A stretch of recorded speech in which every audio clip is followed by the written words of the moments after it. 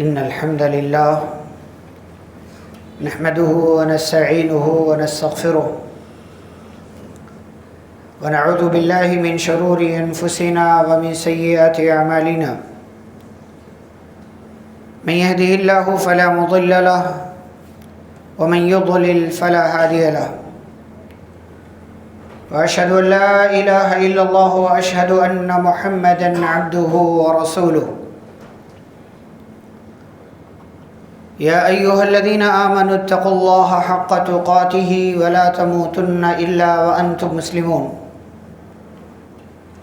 يا أيها الناس اتقوا ربكم الذي خلقكم من نفس واحدة وخلق منها زوجها وبث منهما رجالا كثيرا ونساء واتقوا الله الذي تساءلون به والأرحام إن الله كان عليكم رقيبا يا أيها الذين آمنوا اتقوا الله وقولوا قولا سديدا يصلح لكم أعمالكم ويغفر لكم ذنوبكم ومن يطع الله ورسوله فقد فاز فوزا عظيما أما بعد فإن خير الحديث كتاب الله وخير الهدي هدي محمد صلى الله عليه وسلم وشر الأمور محدثاتها وكل محدثة بدعة وكل بدعة ضلالة وكل ضلالة في النار. أعوذ بالله من الشيطان الرجيم. بسم الله الرحمن الرحيم. فمن شهد منكم الشهر فليصمه ومن كان مريضا أو على سفر فعدة من أيام أخر يريد الله بكم اليسر ولا يريد بكم العسر ولتكملوا العدة ولتكبروا الله على ما هداكم ولعلكم تشكرون. رب اشرح لي صدري ويسر لي أمري واحلل عقدة من لساني يفقهوا قولي. رب زدني علما. اللهم صل وسلم على نبينا محمد صلى الله عليه وسلم وبارك عليه. محترم حاضرین جمعہ، اسلامی بھائیوں، بزرگوں، نوجوانوں، عزیز بچوں اور پردہ نشین خواتین اسلام، خطبہ مسنونہ کے بعد رمضان کے مہینے سے متعلق سورۃ البقرہ کی ایک آیت کا کچھ حصہ آپ کے سامنے پڑھا گیا ہے۔ آج اسی رمضان کے مہینے کی اور اس مبارک ماہ کا 23واں دن ہے اور 23ویں روزے میں ہم داخل ہیں۔ چونکہ آج جمعہ کا دن ہے اور امکان ہے اور نہیں بھی کہ اگلا جمعہ رمضان کے مہینے کے حساب سے رمضان کے مہینے کے اندر ہمیں ملے نہ ملے، ہو سکتا ہے 30واں روزہ ہو یا ہو سکتا ہے عید کا دن ہو۔ اس لیے آج کے دن ہی صدقۃ الفطر سے متعلق اور عید سے متعلق کچھ ضروری باتیں رہنمائی کے طور پر آپ کی خدمت میں پیش کی جا رہی ہیں۔ اگر آئندہ جمعہ بھی اللہ کے فضل و کرم سے ہمیں رمضان کے 30ویں دن کے طور پر ملا تو الحمدللہ، انشاءاللہ اس دن کسی اور موضوع پر بات ہوگی، کسی اور موضوع پر گفتگو کی جائے گی۔ آج صدقۃ الفطر سے متعلق اور عید سے متعلق کچھ اہم باتیں انشاءاللہ آپ کے سامنے پیش ہوں گی۔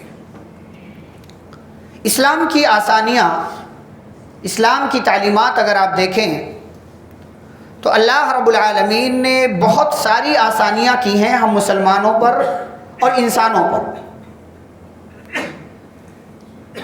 اسلام کی ہر تعلیم میں لوگوں کے ساتھ ہمدردی، محبت، اخوت، انسانیت اور لوگوں کے درد میں شریک ہونا، یہ کہیں نہ کہیں آپ کو واضح طور سے یا اشاروں میں نظر آ جائے۔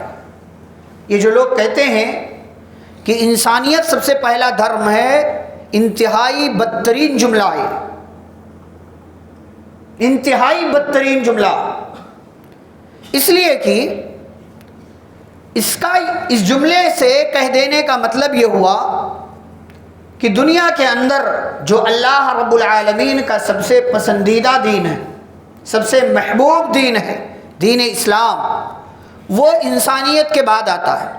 سب سے پہلے آپ کو انسانیت دکھانا نہیں۔ ایک مسلمان کو جو اسلام کی تعلیمات کا ماننے والا ہے، اللہ اور اس کے رسول صلی اللہ علیہ وسلم نے زندگی کے ہر موڑ پر اور ہر چیز میں اسے اس بات کا حکم دیا ہے کہ تمہیں صرف اپنا خیال نہیں رکھنا ہے، بلکہ اپنے ساتھ ساتھ دوسروں کا بھی خیال رکھنا۔ بلکہ بعض دفعہ ہماری شریعت نے ایثار کی تعلیم دی، کہا اپنا نقصان ہوتا ہے تو ہونے دو، لیکن دوسرے کا نقصان نہ کرو۔ آپ کو تکلیف ہوتی ہے ہونے دو، لیکن دوسروں کی تکلیف کو پہلے دور کرو۔ آپ اپنے لیے چھاؤں کا انتظام کر سکتے ہو، کرو، لیکن دوسروں کے لیے آپ کو چھاؤں کا انتظام کرنا چاہیے، کھانے کا انتظام کرنا چاہیے۔ اسلام کی بہت بڑی تعلیم، اور اس سے بڑی انسانیت کیا ہوگی؟ اس سے بڑی انسانیت کیا ہوگی کہ ہماری شریعت نے ہر چیز میں ہمیں انسانوں کا، بلکہ انسانوں کا چھوڑیے، جانوروں کا، کیڑے مکوڑوں کا، بہت ساری چیزوں کا خیال رکھنے کا حکم دیا۔ ہمارا یہ رمضان اب دیکھیں، اللہ رب العالمین نے اس میں ہمیں بہت ساری چیزوں کا حکم دیا۔ مثال کے طور پر روزے ہم رکھتے ہیں تو خود بھی افطار کرتے ہیں، لیکن دوسروں کو بھی افطار کروانے کی تعلیم دی گئی، نصیحت کی گئی کہ خیال رکھیے۔ نبی صلی اللہ علیہ وسلم رمضان میں آدھی سے زیادہ رفتار سے صدقہ کیا کرتے تھے۔ کس کے لیے؟ غریبوں کے لیے، مسکینوں پر، ضرورت مندوں پر آپ صلی اللہ علیہ وسلم دیا کرتے تھے۔ ان دونوں چیزوں کے بعد بھی اگر آپ دیکھیں تو رمضان کے آخری ایام میں یا رمضان کے بالکل اختتام پر شریعت نے ایک اور چیز مسلمانوں پر فرض کر دیا، وہ یہ کہ یہ لوگ صدقہ نکالیں گے، جسے صدقۃ الفطر کہا جاتا ہے، یا فطرانہ کہا جاتا ہے، یا فطرہ کہا جاتا ہے۔ پیارے نبی صلی اللہ علیہ وسلم نے حدیث کے اندر بیان فرمایا، راوی بیان کرتے ہیں کہ فرض رسول اللہ صلی اللہ علیہ وسلم، کہ نبی صلی اللہ علیہ وسلم نے صدقۃ الفطر فرض قرار دیا۔ اب یہ صدقۃ الفطر جو ہے، جو ہم نکالتے ہیں، یہ اسلام کے فرائض میں سے ایک فریضہ ہے۔ جسے نماز فرض ہے نا، ویسے صدقۃ الفطر بھی، فطرہ بھی فرض ہے۔ اگر کوئی ادا نہیں کرتا، گنہگار ہے، مجرم ہے، وہ غلطی کی ہے اس نے، اسے توبہ کرنا چاہیے، فرض ہے یہ۔ ہاں فرق یہ ہے کہ نماز اسلام کا ایک رکن ہے اور فطرہ رکن نہیں ہے، لیکن فرض وہ بھی ہے۔ آپ صلی اللہ علیہ وسلم کی زبانی اسے مسلمانوں پر فرض کیا گیا، تو فطرہ فرض ہے۔ دوسری بات کہ صدقۃ الفطر نکالنا کس کو ہے، تو آپ صلی اللہ علیہ وسلم کی تعلیمات کی روشنی میں، صحابہ کرام کے اقوال کی روشنی میں، علماء نے اس بات کو ذکر کیا کہ فطرہ ہر مسلمان پر فرض ہے، چاہے وہ مرد ہو یا عورت، چھوٹا ہو یا بڑا، بالغ ہو یا نابالغ، عاقل ہو یا غیر عاقل، آج پیدا ہوا ہو یا آج سے پہلے پیدا ہوا ہو، عید کی نماز جانے سے پہلے کوئی پیدا ہو گیا ہے، اس کی طرف سے بھی ادا کرنا ہے۔ یہاں تک کہ بعض علماء نے یہ بھی ذکر کیا ہے کہ اگر کوئی بچہ یا بچی اپنی ماں کے پیٹ میں ہے، رحم میں ہے، اور پیدائش کا وقت قریب ہے، عید سے پہلے پیدا نہیں ہو رہا ہے، تو بھی اس کی طرف سے ادا کرنا، یہ بعض علماء کی رائے۔ لیکن جو پیدا ہو چکا ہے، گرچہ وہ چند گھنٹوں کا ہے یا منٹوں کا ہے، عید کی نماز سے پہلے اس کی طرف سے ادا کرنا۔ اس میں ایک اور بات کہ نبی صلی اللہ علیہ وسلم نے اس کو صدقۃ الفطر کہا، یا صحابہ نے احادیث کی روشنی میں اس کو زکوٰۃ الفطر کہا۔ اب آپ صدقہ اور زکوٰۃ کا لفظ عام طور سے سنتے ہیں کہ زکوٰۃ جو فرض ہے، یعنی اسلام کا ایک اہم رکن، اور صدقہ جو عام صدقہ ہے، زکوٰۃ کو بھی صدقہ بولا جاتا ہے، لیکن فطرے کو بھی صدقہ بولا جاتا ہے۔ اس کو بھی زکوٰۃ کا لفظ کہا گیا. کیوں؟ اس لیے کہ صدقۃ الفطر کا یا فطرے کا فطرانے کا مقصد کیا ہے؟ آپ صلی اللہ علیہ وسلم نے حدیث میں بیان فرمایا طہرۃ للصائم من اللغو والرفث. اللہ تبارک و تعالیٰ کا کرم ہے کہ آپ نے پچھلے 29-30 دن کے جو روزے رکھے ہیں، ہو سکتا ہے آپ نے کبھی کوئی گناہ کر لیا ہو، کوئی لغو بات، کوئی بیہودہ بات، کوئی فالتو بات، کوئی غلط حرکت، کسی سے بد زبانی، کسی سے الٹا بات کرنا، یا آپ مسجد میں آتے جاتے رہے ہیں تو مسجد کی بے ادبی، یا اس کے علاوہ راہ چلتے ہوئے کوئی آپ سے چھوٹی غلطی ہو گئی، چھوٹا گناہ ہو گیا، گھر میں رہتے ہوئے کوئی چھوٹا موٹا گناہ ہو گیا آپ سے، تو آپ یہ فطرہ ادا کر دیں گے تو روزے دار کی ان ساری غلطیوں، لغو، بیہودہ، فالتو، بیکار کی چیزوں کے لیے یہ کفارہ ہے، پاکی صفائی کا ذریعہ. یہ اللہ کا کرم ہے کہ اللہ رب العالمین نے روزہ رکھنے کا حکم دیا، نیکیاں کرنے کا حکم دیا، انسان ہونے کا خیال رکھا کہ آپ انسان ہیں، اور اگر آپ سے روزے کے دوران انسان ہونے کے ناطے غلطی ہو جائے تو اللہ نے کہا فطرہ ادا کر دو، اس سے تمہارے ان سارے نقصانات کی بھرپائی ہو جائے گی. یہ ایک مقصد. دوسرا مقصد کیا کہا؟ وَطُعْمَةً لِلْمَسَاكِينِ، مسکینوں کے لیے کھانا ہو جائے. یعنی آپ اگر عید سے پہلے اگر آپ یہ فطرہ ادا کر دیں، کیا ادا کرنا ہے وہ آگے، اگر آپ ادا کر دیں تو مسکینوں کے لیے کھانے کا انتظام ہو جائے گا، ان کے لیے ان کے اپنے گھر میں راشن کا انتظام ہو جائے گا. یہ مقصد ہے. اور یہ کتنا بڑا مقصد ہے کہ اللہ رب العالمین نے اور اللہ کے رسول صلی اللہ علیہ وسلم نے کتنا مسکینوں کا، غریبوں کا، ضرورت مندوں کا خیال رکھا. یہ بہت بڑی چیز ہے.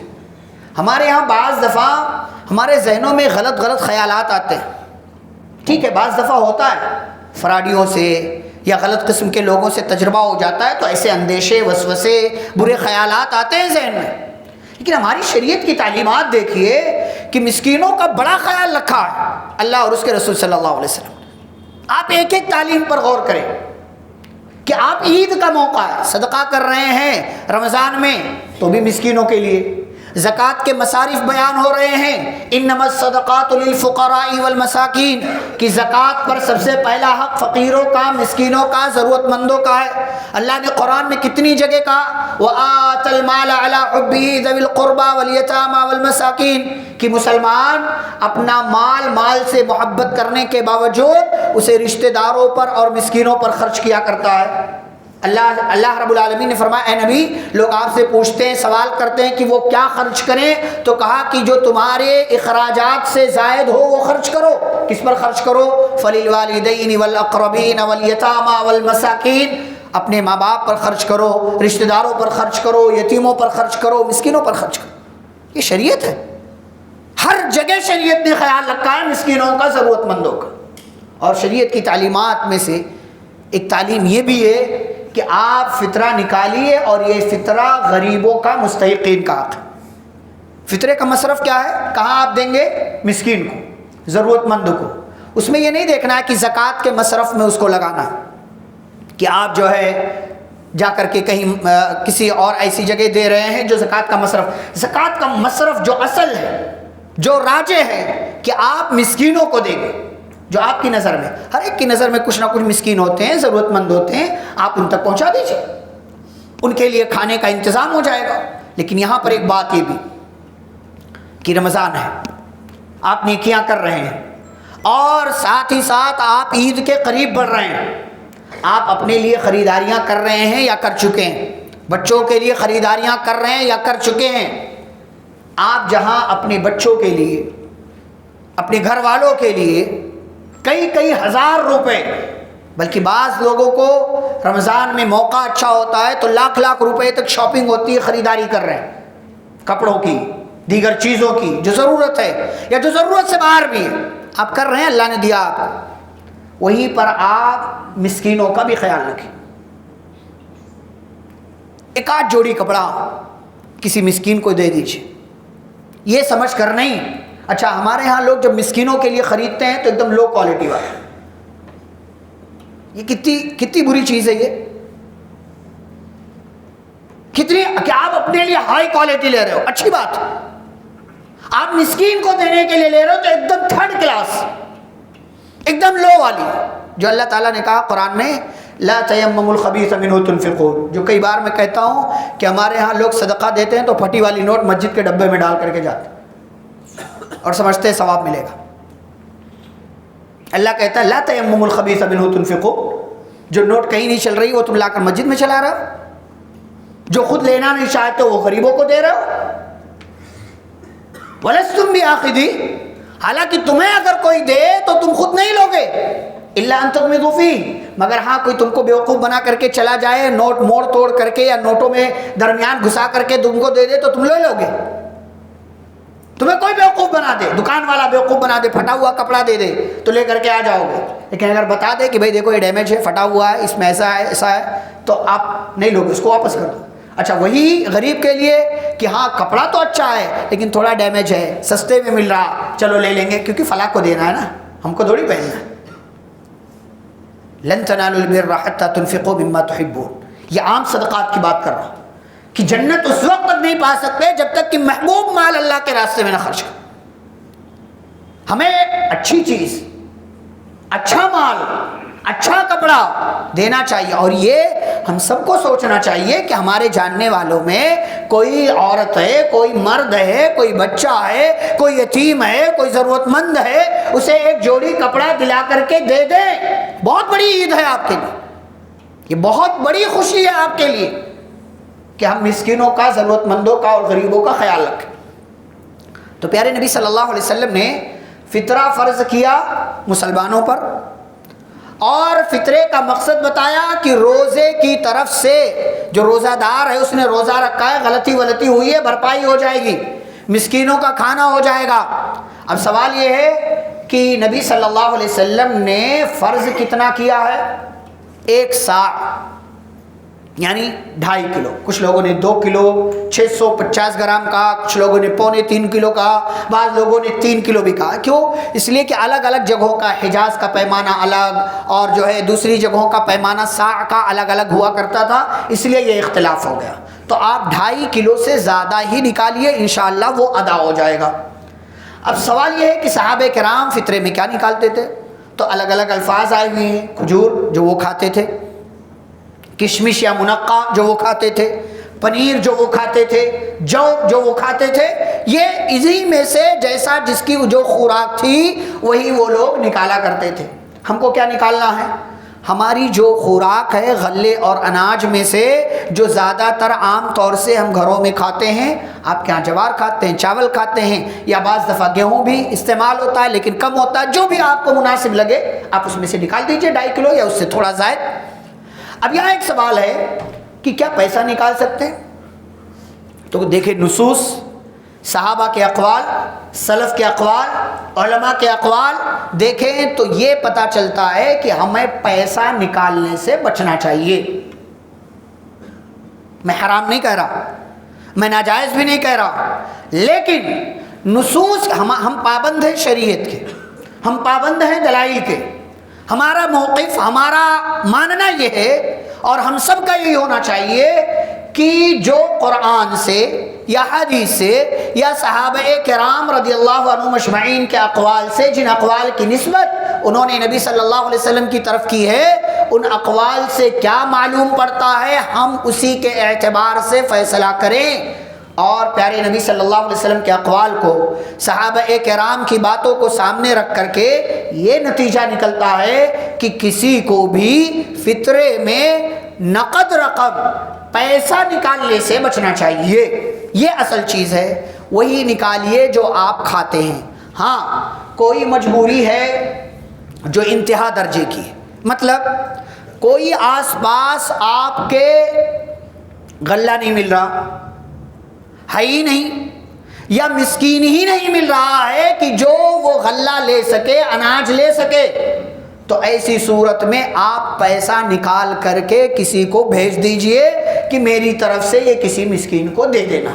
یہ آخری صورت ہے, کہ جب آپ کے پاس غلہ نکالنے کا کوئی بھی آپشن نہیں ہے، نہ لینے والا کوئی ہے نہ غلہ ملنے والا ہے، یہ آخری آپشن۔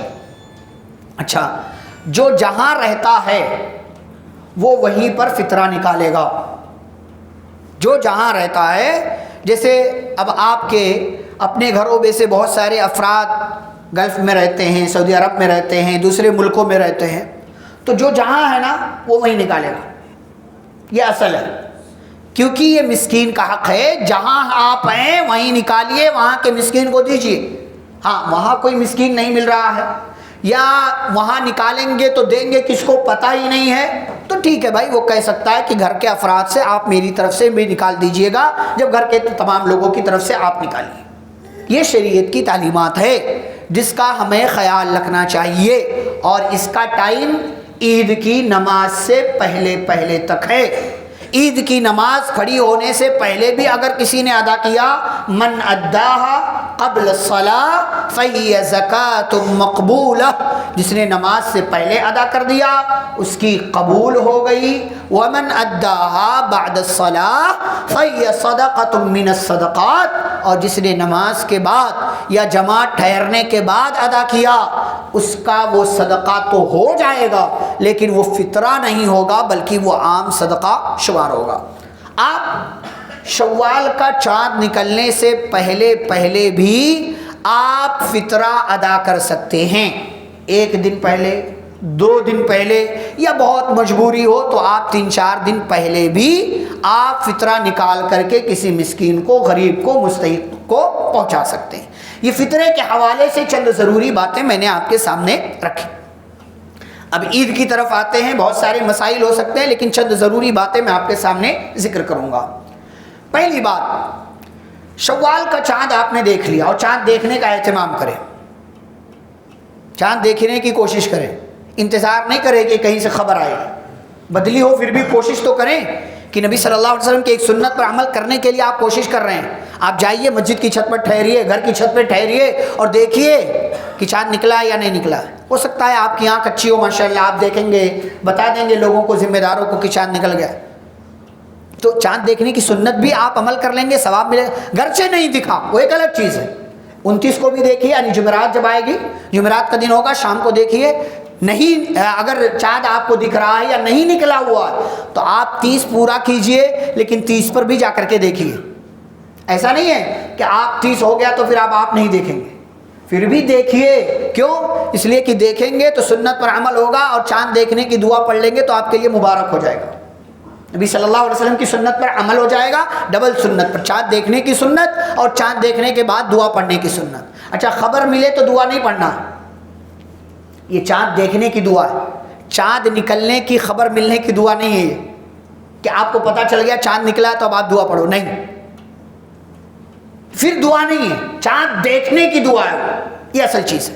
اچھا، اس کے بعد اب چاند نکل گیا ہے، اب آپ کو کیا کرنا ہے؟ ہمارے یہاں سستیاں بڑی ہے، دیکھیں ابھی 2 راتیں گزر گئی ہماری طاق راتوں کی، ہم میں سے کتنے لوگوں نے کتنی بار شب قدر کی یا طاق رات کی وہ دعا پڑھی ہے، اللہم انک عفو تحب العفو فاعف عنی۔ ہم بعض دفعہ نا اپنی چیزوں میں، اپنے کاموں میں بزی ہو کر کے، مشغول ہو کر کے بھول جاتے ہیں کہ اصل چیز کیا ہے۔ زیادہ سے زیادہ پڑھنے کا اہتمام کرنا چاہیے اس کو رات میں۔ اب شوال کا چاند نکل گیا تو کیا کرنا ہے آپ کو؟ تکبیرات کا اہتمام کرنا۔ اب لوگ دکانوں کے چکر میں، شاپنگ کے چکر میں، مارکیٹ میں بھیڑ کرنے کے چکر میں اس کو بھولے بیٹھے، جبکہ چاند نکلنے کے بعد سے لے کر کے عید کی نماز ادا کرنے سے پہلے تک یہی ایک بڑا کام ہے۔ شوال کے پہلے دن یا اس پہلی رات میں تکبیرات کا اہتمام، اس کے لیے بہت سارے الگ الگ الفاظ ہیں، اللہ اکبر لا الہ الا اللہ، اللہ اکبر وللہ الحمد، یا اللہ اکبر اللہ اکبر 3 بار شروع میں اللہ اکبر ہے، یا اللہ اکبر کبیرہ، ایسا بھی ہے۔ تو کئی ایک الگ الگ الفاظ ہیں جو ہم پڑھ سکتے ہیں یا جو ہمیں پڑھنا چاہیے۔ اس میں اللہ کی بڑائی ہے، اللہ کی بزرگی ہے، اللہ کی حمد و ثنا ہے، اللہ کی تسبیح ہے، اللہ رب العالمین کی عظمت کا اظہار ہے کہ اے اللہ تیرا فضل ہے کہ تو نے ہمیں رمضان کا مہینہ عطا کیا، اور رمضان کے مہینے کے عطا کرنے کے بعد تو نے ہمیں عید کی خوشیاں عطا کی ہیں، یہ تیرا کرم ہے، ہم اس کی عظمت کا، اس کی بڑائی کا اظہار کرتے ہیں۔ اچھا، یہ رات جو ہوتی ہے یعنی چاند رات جسے بولتے ہیں، یا عید سے پہلے والی رات بولتے ہیں، شوال کی پہلی رات، یہ بعض لوگوں کے یہاں اسے لیلۃ الجائزہ کہا جاتا ہے، کہتے ہیں انعام والی رات ہے، کہتے ہیں یہ انعام والی رات ہے، اسی لیے اس رات کو بھی جاگ کر کے لوگ گزارتے ہیں۔ صحیح نہیں ہے، بعض ضعیف موضوع من گھڑت روایتیں بھی لوگ بیان کرتے ہیں کہ اس کی یہ فضیلت ہے، وہ فضیلت ہے، مختلف طرح کی، ایسی کوئی بات پیارے رسول صلی اللہ علیہ وسلم سے ثابت نہیں کہ یہ انعام والی رات ہو۔ کہتے جو سو گیا سمجھ لو کہ وہ محروم ہو گیا، اب وہ انعام نہیں پائے گا اس کو، اسی لیے لوگ جاگتے ہیں، جیسے تیسے بھی جاگتے ہو، جیسے تیسے جاگتے ہو جاگتے ہیں، کوئی انعام والی رات نہیں ہے، یہ عام رات ہے، آپ اسے سو کر کے گزاریے، یا آپ کو کام ہے تو جاگ کر کے گزاریے۔ عورتوں کے یہاں کام ہوتے ہیں، ان کی اپنی چیزیں ہوتی ہیں، مہندی اور بہت ساری چیزیں ہوتی ہیں، وہ جاگ کر کے گزاریں۔ کھانا بنانا ہوتا ہے، مختلف طرح کی ڈشز بنانی ہوتی ہیں، اگلے دن کا انتظام کرنا ہوتا ہے، وہ جاگ کر کے کام ہے تو جاگیے، نہیں کام ہے تو سوئیے۔ یہ کوئی انعام والی رات نہیں کہ آپ سو گئے تو محروم ہو گئے اور آپ جاگتے رہیں تو ہی آپ کو ملے گا۔ ہاں، جب تک جاگ رہے ہیں آپ تکبیرات کا اہتمام ضرور کرتے رہیں، کیونکہ نیکی پانے کا ایک بڑا ذریعہ ہے۔ اللہ نے کیا کہا؟ وَلِتُكَبِّرُوا اللَّهَ عَلَى مَا هَدَاكُمْ، اللہ تعالیٰ نے جو تمہیں رہنمائی کی ہے، تمہیں ہدایت دی کہ تم نے رمضان کے روزے رکھے، رمضان کا مہینہ تمہیں ملا، رمضان کا مہینہ نصیب ہوا، تو اب اس اللہ کی بڑائی بیان کرو نا، اس کی عظمت بیان کرو، اس کے بڑکپن کا اظہار کرو کہ اللہ رب العالمین تو سب سے بڑا ہے، تیرے سامنے کسی کی کوئی حیثیت نہیں ہے، اس کے سامنے اس کی بڑائی کا اظہار کرو، اس کی عظمت کا اظہار کرو۔ یہ دوسری بات ہو گئی۔ تیسری بات، اب آپ نے رات گزار لیا، صبح کا وقت آیا، اچھا آپ عید کے غسل کی نیت سے آپ کبھی بھی نہا سکتے ہیں مغرب کے بعد۔ جیسے جمعہ کا دن ہوتا ہے تو کچھ لوگ یہ سمجھتے ہیں کہ جو سورۃ الکہف پڑھنا ہے وہ جمعہ کے بعد ہی پڑھنا ہے، جبکہ ایسا نہیں ہے۔ جمعہ کے پورے 24 گھنٹے میں، یعنی جمعرات کی شام مغرب کی بعد سے لے کر کے آپ جمعہ کی شام مغرب سے پہلے تک جب چاہیں تب سورۃ الکہف پڑھ سکتے ہیں، اور اسی نیت سے آپ جمعہ کا غسل بھی کر سکتے ہیں۔ رات میں آپ نے غسل کر لیا، سو گئے، آپ کر سکتے۔ ایسے ہی عید والے دن بھی عید کا غسل کرتے ہیں تو بعض، اب آپ کے ہاں تو تھوڑی وسعت ہے، لیکن بمبئی جیسے شہروں میں جہاں چھوٹا گھر ہوتا ہے، ایک ہی واش روم باتھ روم ہوتا ہے، فیملی میں کئی افراد ہوتے ہیں، صبح اٹھیں گے سب ایک کنارے سے نہائیں گے تو وہ ٹائم لگتا ہے۔ تو اگر کوئی پہلے نہا لے، کوئی رات میں نہا لے، کوئی مغرب بعد نہا لے، اسی نیت سے نہا لے، صبح وضو کر کے چلا جائے، انشاءاللہ فریش دکھے گا، اچھا دکھے گا، خوبصورت دکھے گا، تو کوئی حرج نہیں اس میں۔ رات کو بھی آپ اسی نیت سے غسل کر سکتے ہیں تاکہ صبح میں دیگر دوسرے لوگوں کے لیے آسانی ہو۔ وہ آپ اپنے گھر میں اپنی ترتیب بنا سکتے ہیں۔ آپ نے غسل کر لیا، اب کیا کرنا ہے؟ سنت کیا ہے؟ اچھا کپڑا پہننا، نیا کپڑا ضروری نہیں، شریعت نے نیا کپڑا نہیں کہا تمہارے کپڑوں میں جو سب سے اچھا کپڑا ہو وہ پہن لو، چاہے وہ پرانا ہی صحیح، ایک بار پہنا ہوا، دو بار پہنا ہو، لیکن جو آپ کو سب سے اچھا لگتا ہے وہ پہن سکتے ہو۔ نیا مل رہا ہے تو الحمدللہ، اللہ تبارک و تعالیٰ کی رحمت ہے، اس کا کرم ہے، اس کی نعمت ہے کہ اس نے نیا کپڑا دلایا ہے، نصیب کیا۔ لیکن نیا کپڑا پہن رہے ہیں تو نیا کپڑا پہننے کی دعا بھی پڑھیں۔ اب کس کو یاد ہے وہ دیکھو، یہی بہت بڑا مسئلہ ہمارے یہاں، نیا کپڑا پہننے کی دعا پڑھو۔ کئی دعائیں نبی صلی اللہ علیہ وسلم نے بتائی ہے، کچھ کپڑا پہننے کی ہے، کچھ نیا کپڑا پہننے کی۔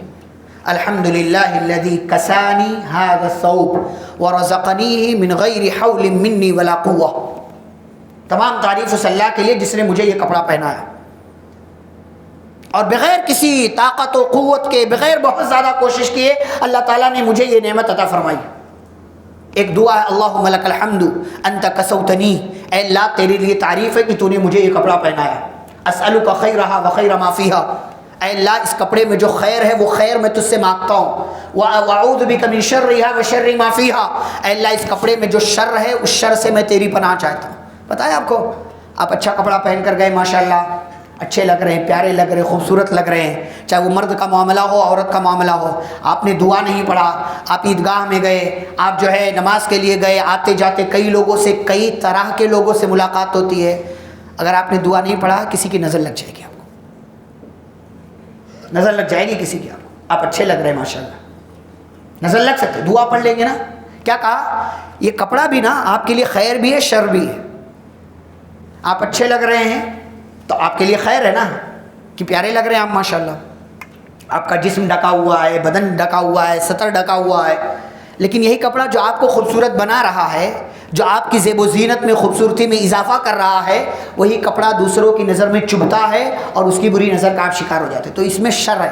ہو سکتا ہے اس کی وجہ سے آپ بیمار ہو جائیں کہ لوگوں کی بری نظر کا آپ شکار ہو جائیں تو آپ بیمار ہو سکتے ہیں. اس لیے کہا دعا پڑھ لو. ہم میں سے کتنے پڑھتے ہیں وہ دیکھو. عید آئے نا، اور عید نہیں ایسے عام حالات میں بھی آپ کپڑا پہنیں تو کم از کم بسم اللہ پہن کر تو پڑھیے. داہنا ہاتھ پہلے ڈالیے اور آپ جو ہے شلوار پینٹ جو بھی آپ پہن رہے ہیں پہلے داہنا پیر ڈالیے. اس میں سنت پر عمل کیجیے اور یہاں سے بھی ثواب لیجیے. اب آپ نے کپڑے بھی پہن لیے، اب آپ کیا کیجیے؟ اب آپ خوشبو لگا لیجیے. نبی صلی اللہ علیہ وسلم کی سنت ہے، لگاتے بھی ہیں ماشاءاللہ. خوشبو کا شوق ہے ہم لوگوں کو، جیسے نبی صلی اللہ علیہ وسلم کو شوق تھا، جو بھی آپ کو لگتا ہے. لیکن چونکہ آپ عیدگاہ میں جا رہے ہیں تو ایسی خوشبو استعمال نہ کیجیے جو سر درد کرنے والی ہو. سب کا خیال کیجیے، صرف اپنا خیال مت کیجیے. کچھ لوگ صرف اپنا خیال کرتے ہیں، نہیں یہ مجھے پسند ہے میں لگاؤں گا، باقی پوری دنیا اس سے بیمار ہو جائے ہمیں فرق نہیں پڑتا. یہ درست نہیں، کیونکہ کئی خوشبو ایسی ہوتی ہیں کہ لوگ بیمار ہوتے ہیں یا کئی طرح کی بیماریاں ہوتی ہیں ان کو، یا بعض خوشبو ایسی جو تیز ہوتی ہے لوگوں کا سر پکڑ لیتی ہے فوراً. تو ایسی خوشبو لائٹ کوئی خوشبو لگائیے جو ہلکی ہو، دیر پا ہو. آپ سنت پر عمل کرنا ہے آپ کو. یہ نہیں کہ آپ کو جا کر کے اپنا شو کرنا ہے کہ دیکھو میری والی خوشبو سب سے الگ ہے اور سب سے زیادہ مہک رہی ہے، حالانکہ اس میں کیمیکل زیادہ بھرا ہوا. تو یہ اس کا خیال رکھیے. آپ نے خوشبو بھی لگا لیا، آپ پوری طرح تیار ہیں عیدگاہ کی طرف نکلنے کے لیے. اب آپ کو کیا کرنا ہے؟ نکلنے سے پہلے آپ جو ہے کچھ کھا کر کے نکلیے. اور سنت یہ ہے کہ کھجور کھائیے، اور کھجور میں بھی آپ کھائیے تو آپ اسے طاق کھائیے. 1 بھی کھا سکتے، 3 بھی کھا سکتے، 5 بھی، 7 بھی، 9 بھی. 2 بھی کھا سکتے ہیں لیکن سنت نہیں ہے. یہ 4 بھی کھا سکتے ہیں لیکن یہ سنت نہیں ہے. وطر یعنی طاق کھجورے کھا کر کے آپ نکلیے. اور اگر کھجورے گھر میں دستیاب نہیں ہے تو کچھ اور میٹھا کھا کر کے آپ نکل سکتے ہیں. عیدگاہ پیدل جا سکتے ہیں تو پیدل جائیے اگر جانا ممکن ہے تو، کیونکہ یہی سنت کہ آپ صلی اللہ علیہ وسلم پیدل جاتے تھے پیدل آتے. لیکن عیدگاہ دور ہے، جانا ممکن نہیں ہے، تھک جائیں گے یا پہنچنے میں دشواری ہوگی، بچے ہیں، فیملی ہے، تو آپ سواری پر بھی جا سکتے ہیں، کوئی گناہ نہیں ہے. سنت اصل کیا ہے کہ آپ پیدل جائیے. آپ گئے، آپ پہنچے عیدگاہ، وہاں کوئی نماز نہیں ہے. عید کی نماز سے پہلے کوئی نماز نہیں، کوئی سنت نہیں. ہاں اگر عید کی نماز مسجد میں ہو رہی ہے تو تحیۃ المسجد پڑھ سکتے ہیں. لیکن چونکہ ہمارے یہاں باہر ہوتی ہے ماشاءاللہ، میدان میں ہوتی ہے، گراؤنڈ میں ہوتی ہے، تو وہاں پر کوئی بھی نماز نہیں. اور ہاں اسی میں ایک چیز، عید کی خوشی منانے جا رہے ہیں لیکن فجر کی نماز پڑھا ہے کہ نہیں پڑھا وہ بھی حساب کتاب رکھو. فجر کی نماز پڑھا ہے کہ نہیں پڑھا ہے، کیونکہ عید کی نماز سنت ہے اور فجر کی نماز فرض ہے، واجب ہے. ہم میں سے کتنے ہیں عید کی خوشیاں منانے تو ماشاءاللہ اٹھ رہے ہیں، جاگ رہے ہیں، سب کر رہے ہیں اور جا بھی رہے ہیں، اچھی بات، لیکن کیا فجر کی نماز پڑھا ہے؟ کیا فائدہ ہے کہ آپ ایک طرف عید کی خوشی منا رہے ہو اور دوسری طرف فجر کی نماز آپ نے بول کر کے بیٹھا ہوگا، وہ بھی عید والے دن. وہ کبھی مارکیٹ میں ہے، کبھی دکان میں ہے، کبھی گھر میں سو گیا، کبھی کچھ ہو گیا. تو یہ درست نہیں، اس کا بھی خیال رکھیں. عید کی نماز سنت ہے، 2 رکعت آپ جانتے ہیں، وہ ساری چیزیں، ساری تفصیلات آپ جانتے ہیں. عید کی نماز پڑھیے، شامل ہوئیے اس میں. وہ سنت طریقہ جو آپ کو عیدگاہ میں بھی بتایا جاتا ہے، عید کی نماز سے پہلے بھی بتایا جاتا ہے. اور آپ پھر اس کے بعد خطبہ سنیے. بھاگیے نہیں. کیا اتنی جلدی رہتی کہ ہم بھاگ کر کے آتے ہیں؟ شیر خورما جلدی مل رہا ہے؟ مطلب کیا کھانا ہے آپ کو عیدگاہ سے پہلے؟ کتنے مطلب افسوس ہے کہ آدھا گھنٹہ، 35 منٹ، 40 منٹ، 1 گھنٹہ بھی دینے کے لیے ہم تیار نہیں ہیں. اتنی دھوپ بھی نہیں ہوتی. اتنا تو خیال رکھیں کہ خطبہ سنیں. عید کا خطبہ ہے، سال بھر میں ایک بار. ہماری شریعت نے صرف 2 عیدیں رکھی، یہ بھی شریعت کی طرف سے ہمارے لیے کتنا بڑا رحم ہے. دوسرے دھرموں کو آپ دیکھ لیں، ایک کے بعد ایک، ایک کے بعد ایک، ایک کے بعد ایک، خرچے پہ خرچہ، خرچے پہ خرچہ. ہماری شریعت نے ہمارے ساتھ آسانی کی ہے، صرف 2 عید سال میں. ان 2 عیدوں میں ہمیں ہمارا بھی خیال رکھنا ہے، غریبوں کا بھی خیال رکھنا ہے. وہ باتیں بہت ساری ہو سکتی ہیں، عید کے خطبے میں آپ سنیں گے بہت ساری باتیں اس حوالے سے.